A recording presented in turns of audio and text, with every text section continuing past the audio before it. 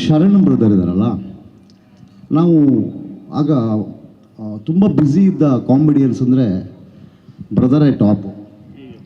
ಅದಾದಮೇಲೆ Komal sir equal ಇವರಿಬ್ಬರು. ಇವರು ಬ್ಯುಸಿ ಇದ್ದಾಗ ಈ ರೋಲ್ಗೆ ನಾಗಶೇಖರ್ ಹಾಕೊಳ್ಳಿ ಅಂತ ಹೇಳೋರು. ಸೊ ನಾನು ಹಂಗೆ ಬ್ಯುಸಿ ಆಗ್ಬಿಟ್ಟು ಎಷ್ಟೊಂದು ಶರಣ್ ಅಂತ ಬರ್ದಿರೋ ಪಾತ್ರ ನಾನು ಮಾಡಿದ್ದೀನಿ. Okay, so it is very pleasure to have you here. Is my wonderful. ಇನ್ನೊಂದು ವಿಷಯ ಗೊತ್ತಾ, ನೆಕ್ಸ್ಟ್ ಸಿನಿಮಾ ಯಾವ್ದು ನಿಂದು? ನೆಕ್ಸ್ಟ್ ಫಿಲ್ಮ್ ಯಾವುದು? ಚುಮ್ ಅಂತ. ಅದಕ್ಕೆ ನನ್ನನ್ನು ಆಯ್ಕೆ ಮಾಡಿದ್ದಾರೆ. Okay, so Sanju weds Geetha part 1 ಶುರು ಮಾಡಿದಾಗ ನನ್ನ ಬ್ರದರ್ ಕತೆ ಹೇಳಿದೆ. ಅದರಲ್ಲೊಂದು ಸೀನ್ ಶೂಟ್ ಮಾಡುವಾಗ ಎಷ್ಟು ಅಂದರೆ ನನ್ನನ್ನು ತುಂಬ ಅಪ್ರಿಷಿಯೇಟ್ ಮಾಡಿದ್ರು. ಸೊ ಈ ಎನ್ಕರೇಜ್ ಆ್ಯಂಡ್ ಈ ಬೂಸ್ಟೆಡ್ ಮೈ ಎನರ್ಜಿ ಜೊತೆಗೆ ಇದ್ಕೊಂಡು.